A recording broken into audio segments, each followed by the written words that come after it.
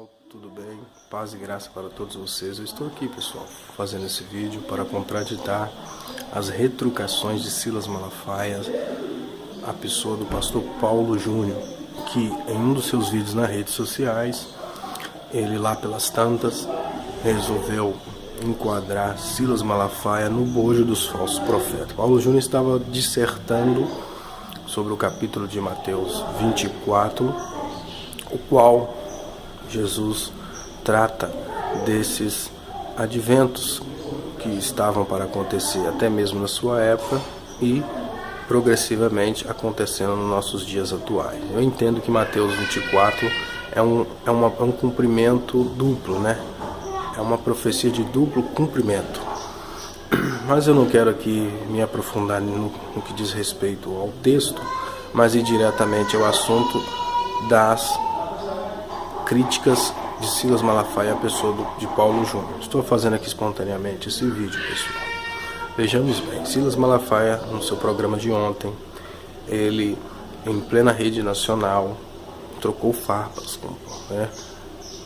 contra a pessoa de Paulo Júnior, apontando que Paulo Júnior se equivocou em ter apontado como falso profeta.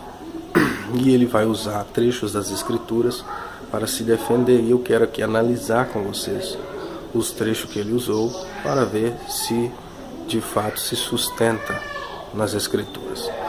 Silas usou Atos capítulo 5, versículo 34, usando do conselho de Gamaliel para dizer que Paulo Júnior não poderia ter chamado ele de falso profeta. Eu gostaria aqui de analisar com vocês, será que de fato as Escrituras prescrevem esse trecho, ou somente descreve, mas não prescreve? Porque há uma grande diferença. Porque se de fato as Escrituras prescrever, se torna uma regra, uma norma. Se somente descrever, ela está simplesmente narrando um fato, algo ocorrido, assim como as Escrituras afirmam outras coisas que não servem para nós como princípio de fé e fundamento. Porque vejamos bem, Gamaliel, ele não era sequer um cristão. Gamaliel, ele literalmente fazia parte de uma seita que se opôs ao cristianismo nos primeiros anos da sua existência. Então, vamos tomar como exemplo, tomemos como exemplo aqui uma das seitas que existiu 500 anos antes, até mesmo, do surgimento do cristianismo, que é o budismo. O budismo já existia antes mesmo do surgimento do cristianismo. E por incrível que pareça, já se passou 2 milênios e o budismo perdura até hoje.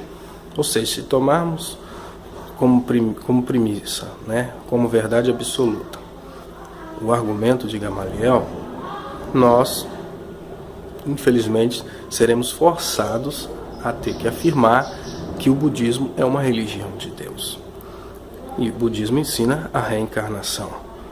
E por incrível que pareça, o budismo, ele não só tem adeptos em todo o mundo, como também no próprio Brasil, e está em crescimento.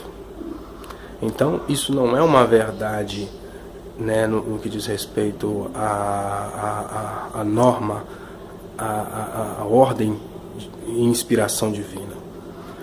Toda regra tem a sua exceção. Então, nós temos que analisar bem, porque muitos dos charlatões usam desses argumentos para defender as suas prevaricações e as suas aberrações no meio do povo de Deus. E isso é bastante falacioso. O outro argumento que Silas Malafaia vai usar é o argumento de Marcos, no livro de Marcos, o qual vai dizer: aquele que é por nós, ele nunca será contra nós. Será que isso pode ser usado em todo o contexto, em qualquer circunstância, ou tem uma aplicação específica? Obviamente que sim. Primeiro que ali, naquele trecho, está se tratando de um exorcismo, de uma expulsão de demônios, de expelir demônios. Não está tratando de alguém que está pregoando o Evangelho. E é aí que mora o perigo. Vejamos bem, Jesus, ele estava expulsando demônios. Os fariseus disseram: olha, você está expulsando o demônio pelo dedo de Beelzebul. Jesus disse, e aqueles que expulsam demônio no meio de vocês, está expulsando por quem? Ou seja, os próprios fariseus tinham o ato de expulsar demônios na sua época. E nem por isso eles estavam praticando a verdade. Falavam a verdade por ter nas suas mãos o domínio da letra, mas viviam algo totalmente distorcido, né, e desconectado daquilo que pregavam. Então há uma grande diferenciação entre você pregar a verdade e viver aquilo que se prega. Um exemplo, Paulo, em Atos 16, Paulo vai passar, né, em uma cidade, em uma região, não vou especificar aqui, abreviando sumariamente, né, parafraseando, e uma mulher com espírito de adivinhação vai dizer, eis aí os servos, né, do Senhor, trazendo a mensagem da salvação, né, ensinando o caminho da salvação. E nem por isso Paulo diz, né, se é por nós, né, de maneira nenhuma nós podemos pedir ela que se espalhe. Ao contrário disso, Paulo sabia que o testemunho é muito mais importante do que o proclamar. Paulo sabia que a compostura dela, a conduta dela não era de alguém que estava contribuindo com a mensagem da salvação, ainda apesar, né, de ter falado uma verdade. Por mais que ela tenha dito uma verdade, Paulo desconsiderou o fenômeno e repreendeu o demônio da vida daquela mulher. Então, irmãos, esse exemplo de aquele que é por nós, né, não será contra nós, só é aplicado, vou dar um exemplo, mais ou menos nesse sentido. Se você encontrar um espírita que esteja fazendo uma obra caridosa, essa ação secundária que é plausível, que deve estar ligada ao povo de Deus, você deveria de alguma forma reprimir, repreender ou concordar? Obviamente que é concordar, porque ela está sendo por nós. Se ela está fazendo em nome de Deus e está ajudando o próximo, amém, é louvável, é plausível. Mas se de repente ela usar dessa caridade para pregar o espiritismo, a reencarnação, você vai concordar ou você vai repreendê-la? Obviamente que nós devemos repreender, não é verdade? Porque no Evangelho a prioridade, a primazia é a mensagem da salvação, compreende? E não efeitos secundários que de alguma forma pode beneficiar o ser humano nesta vida.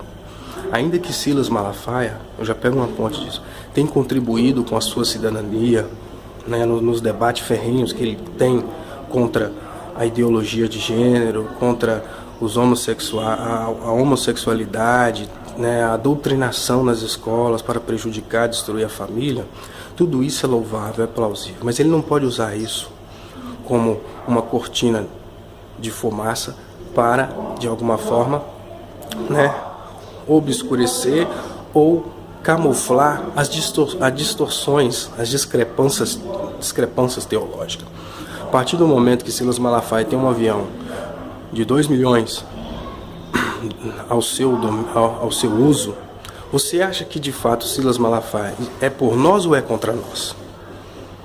Pensa comigo, pensa, você que ama a verdade, ama a palavra de Deus.